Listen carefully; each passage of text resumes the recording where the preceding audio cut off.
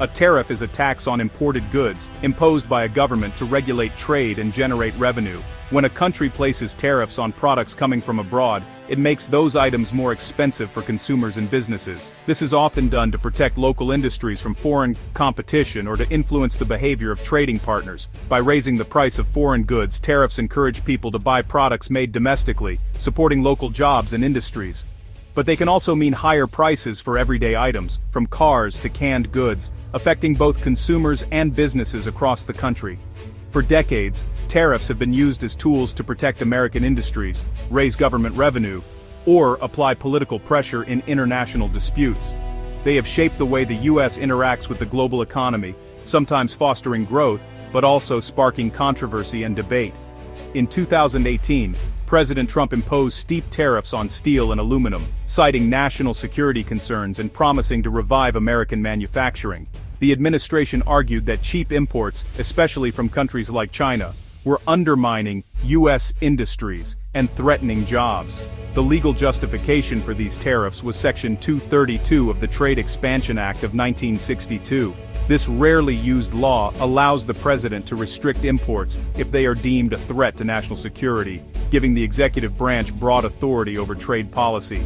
Trump's sweeping use of Section 232 was unprecedented, targeting not just adversaries but also long-standing allies. The administration aimed to address global oversupply, particularly from China, which was accused of flooding the market with cheap steel and aluminum.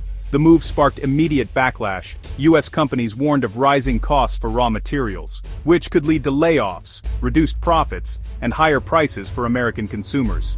Many industries reliant on imported metals felt squeezed by the new tariffs. Meanwhile, key allies like Canada and the European Union retaliated with their own tariffs on American goods, escalating tensions and threatening long-standing trade relationships. The result was a multi-front trade war, with countries around the world imposing new barriers and negotiating under heightened pressure. Global supply chains were disrupted, and uncertainty rippled through international markets. The controversy soon moved from the marketplace to the courtroom, as legal challenges mounted and the issue made its way to the Supreme Court. The stage was set for a historic showdown over the limits of presidential power and trade policy, raising fundamental questions about the balance between Congress and the White House. The consequences of this tariff turmoil would ripple through the U.S. economy, affect global alliances, and shape the future of international trade for years to come. On October 6, 2025, the Supreme Court delivered a historic decision, striking down the Trump-era steel and aluminum tariffs in a 6-3 ruling. This case had been closely watched by legal scholars, lawmakers, and industries across the nation, as it challenged the very limits of presidential authority in matters of trade.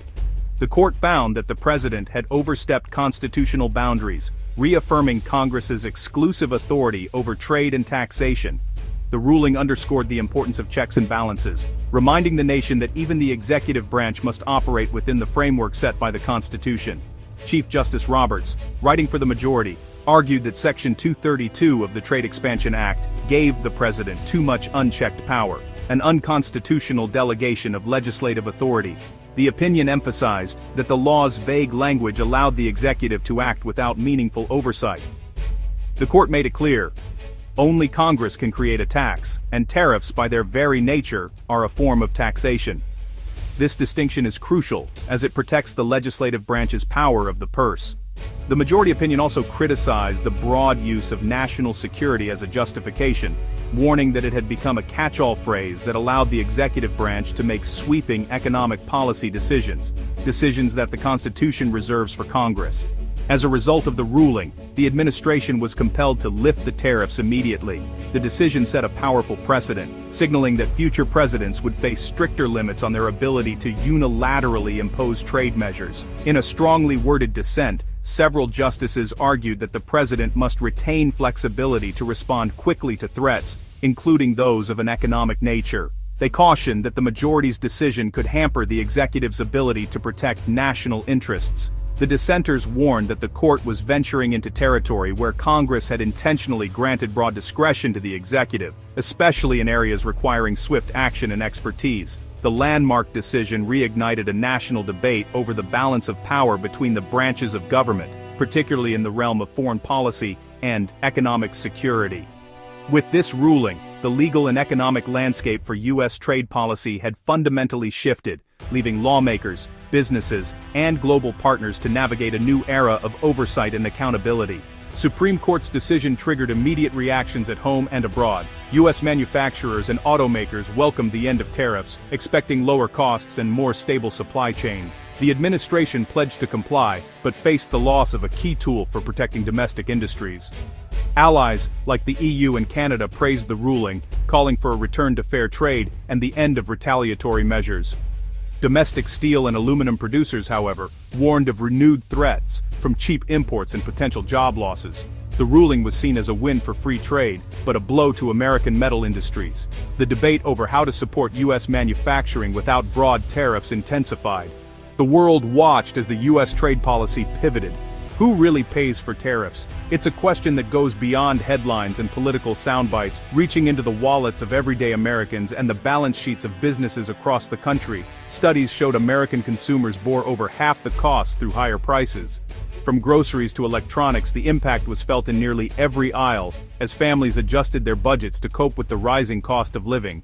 U.S. businesses, especially small manufacturers, also suffered from increased expenses and squeezed profits. Many struggled to absorb the higher costs of imported materials, sometimes passing them on to customers or cutting back on investments in hiring. Some small businesses, unable to compete with larger firms or adapt quickly, were even forced to close their doors, highlighting the uneven burden tariffs placed across the economy. The tariffs generated revenue for the Treasury, but at the cost of disrupted supply chains and retaliatory tariffs that hurt farmers and exporters. American agricultural products faced new barriers abroad, leading to lost sales and uncertainty for rural communities. With tariffs lifted, economists expect lower prices and improved business margins, offering relief to many sectors. Consumers may see gradual price drops, while businesses regain confidence to invest and expand. Retaliatory tariffs on U.S. goods are likely to be removed, aiding American exporters. This could open up new opportunities for growth and help restore relationships with key trading partners. Domestic steel and aluminum prices will likely fall, benefiting users but challenging producers. Industries that rely on these materials, like construction and manufacturing, could see significant cost savings, while domestic producers may face stiffer competition. The long-term impact depends on global markets and whether the U.S. finds targeted ways to support key industries. Policymakers will need to balance the benefits of open trade with the need to protect strategic sectors. The economic chapter on these tariffs is closing, but its lessons will shape future policy. The experience has sparked new debates about how best to compete in a rapidly changing global economy. The debate over protectionism versus free trade continues, as leaders and citizens alike weigh the costs and benefits for America's future. The Supreme Court's decision split the nation. Supporters hailed it as a win for the rule of law and free markets, arguing tariffs hurt more than they help. Business groups and economists pointed to higher costs and lost export markets as evidence of tariff failure. They hope the ruling brings stability and predictability to trade policy. Critics, including steel producers and unions, saw the decision as a blow to American workers and industry. They argued tariffs were vital against unfair foreign competition and credited them with reviving jobs. Fears of plant closures and job losses resurfaced, with calls for strong industrial policy. The debate is not just legal, it's about livelihoods and national strength. The ruling has deepened the divide over America's economic future. The Supreme Court's decision came amid rising U.S.-China trade tensions. Just weeks earlier, the U.S. expanded export controls on Chinese-linked firms, tightening access to American technology. China quickly retaliated, restricting exports of rare earth elements critical to high-tech industries. The trade war reignited, with both sides using economic leverage. The court's ruling removed a key tool from the president's arsenal, complicating the administration's China strategy. President Trump threatened new tariffs, but the legal path is now uncertain. Another major trade case looms, with billions in government revenue at stake. The intersection of law, politics, and global rivalry ensures trade remains a central challenge. America's approach to China and global trade is being rewritten in real time. The Supreme Court's decision is a major check on presidential power. For decades, Congress delegated broad trade authority to the executive branch for flexibility. The ruling signals that Congress must set clear limits and cannot hand over its core responsibilities. Legal experts say this precedent could affect other areas where presidents wield broad delegated power. The power to tax and regulate commerce fundamentally belongs to Congress. Now, if Congress wants the president to impose tariffs, it must rewrite trade laws with specific guidelines. This shift could slow U.S. trade responses, but make policy more stable and deliberative. Lawmakers face tough choices about the future of American trade. The debate over trade has moved from the White House back to Congress. The balance of power in U.S. government is being recalibrated.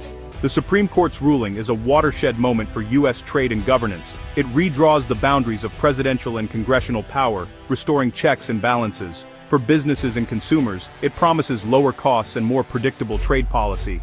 Exporters hope for relief as retaliatory tariffs end, while metal producers face new uncertainty. Globally, the decision is seen as a step toward repairing alliances and reinforcing the rules-based order.